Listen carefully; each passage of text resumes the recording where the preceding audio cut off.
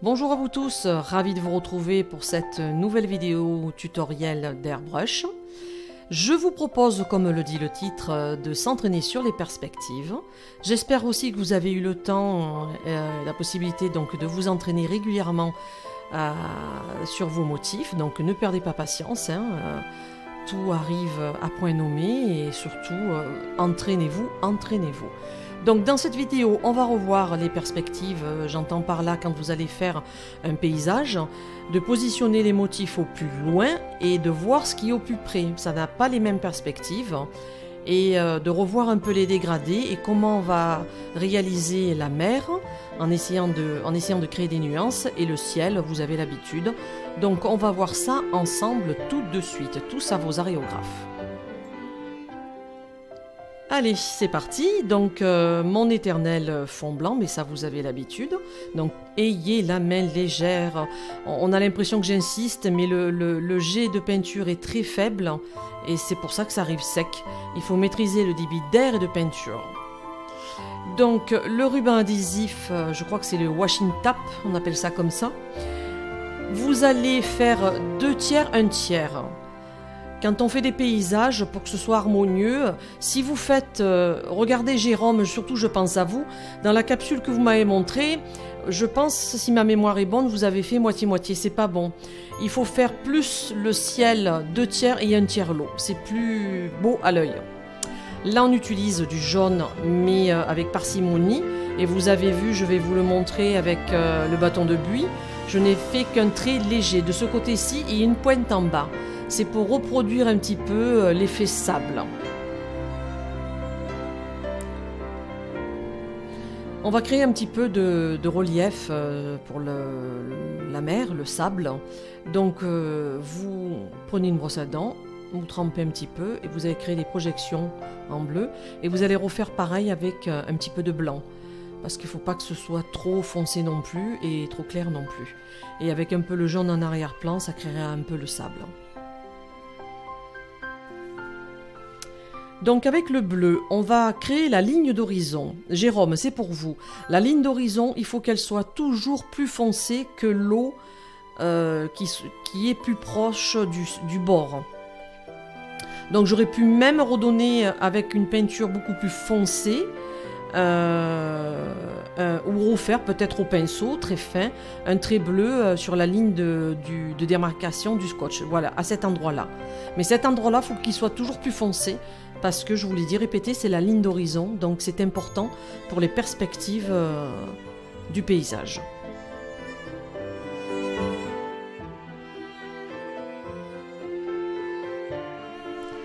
Donc déplacez le washing tape et vous allez masquer l'eau qu'on vient de faire. Pour le ciel, vous avez plusieurs possibilités. On va prendre la plus simple. Vous pouvez le faire en dégradé. Vous commencez par le haut de la capsule et vous revenez sur le ruban adhésif. Mais alors, il faudrait qu'il soit presque blanc au niveau de l'horizon. Comme ça, il y aura vraiment un effet de contraste. Moi, c'est pas ce que j'ai fait parce que des fois, je le fais au feeling. Donc, c'est vraiment au ressenti.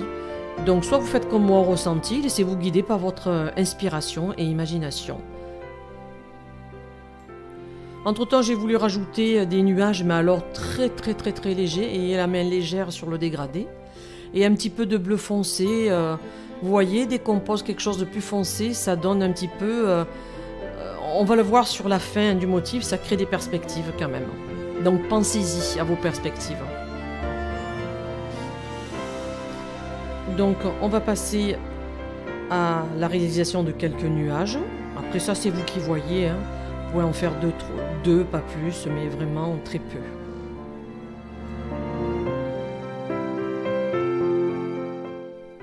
Le soleil, il faut absolument ne pas faire le pâle coloré orange d'un coup. Créer des nuances, donc tout autour on va passer un petit peu de blanc. Donc il faut apprendre à viser. Donc vous allez pulvériser d'abord sur l'extérieur et autour du blanc. Là, je suis déjà passé à l'étape du jaune. Ensuite, on va passer un peu de orange.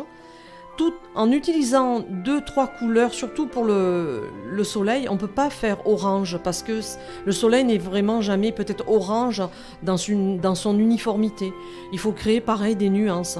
Donc là, j'ai fait un peu des erreurs parce que J'ai fait au début trop intense, après c'était pas assez.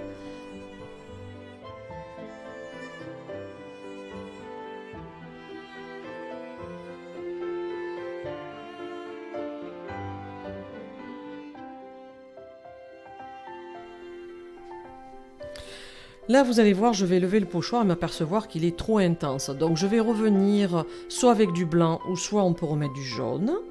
Mais il faut absolument veiller à ce que le soleil ne soit pas trop intense.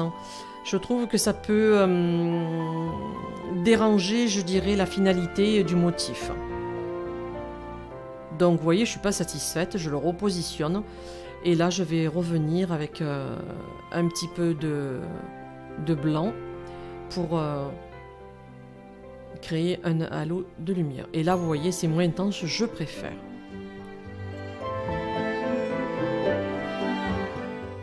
On va passer aux feuilles de palmier. Donc, quand je décide de faire un paysage comme ça, je visualise déjà mon dessin. Donc, les feuilles de palmier, il faut à tout prix que vous visualisez comment vous allez les disposer. On va les peindre en noir, mais rappelez-vous la précédente vidéo, on va utiliser la même façon de les réaliser, c'est-à-dire plus sombre sur le bord et plus clair sur les pointes. Et vous allez répéter cette opération 3 fois. Donc ça vous permettra déjà de vous entraîner à la réalisation du dégradé sur les feuilles.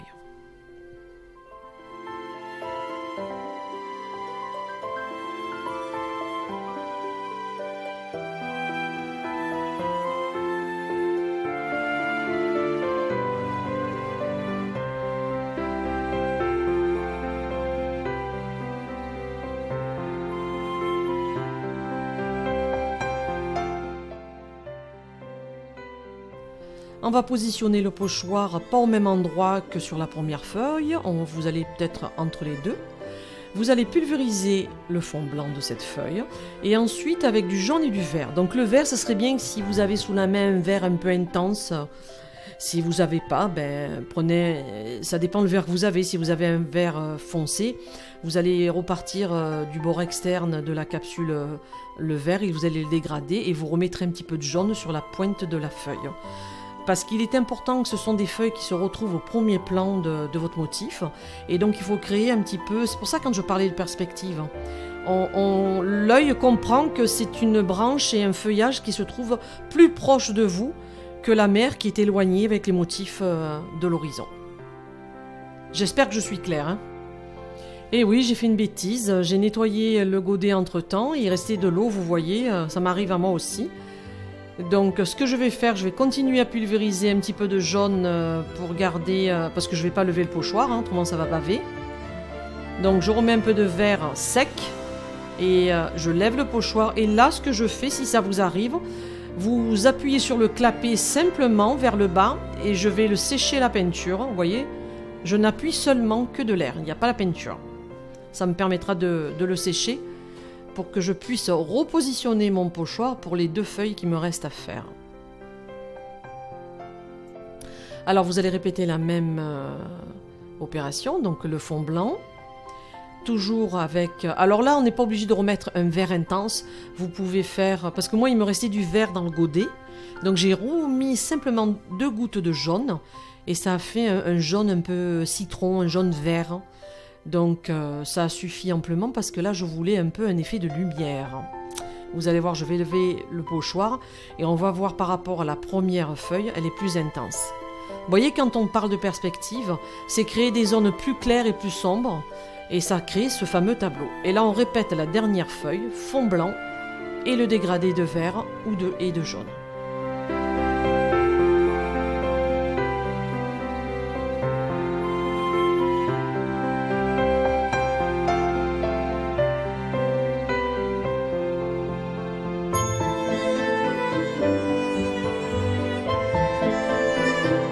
Alors pour l'oiseau, si vous avez un pochoir avec des petits oiseaux très petits, ça va créer donc cette fameuse perspective, donc un effet de profondeur d'éloignement, mais moi j'en avais pas. Donc j'ai trouvé ce pochoir avec une forme, je crois que c'est une mouette, et j'ai choisi, je crois, la moyenne.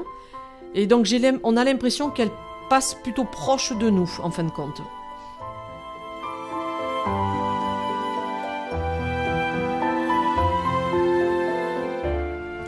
Si vous souhaitez donner plus de réalisme à votre motif, et là pour le coup on peut le faire, avec mon pinceau très fin, j'ai refait des petits traits pour représenter les nervures ou la tige centrale du palmier. Je trouve que le motif sera plus que réaliste. Donc si vous le souhaitez, hein, moi au dernier moment j'ai toujours plein d'idées, donc je rajoute. Comme là aussi, j'avais à ma disposition du gel vitrail bleu et j'ai voulu tester en le passant que sur l'eau.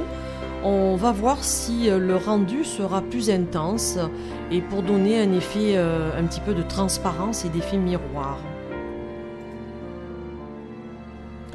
Voilà, on est arrivé à la fin, j'espère que ce motif vous plaît.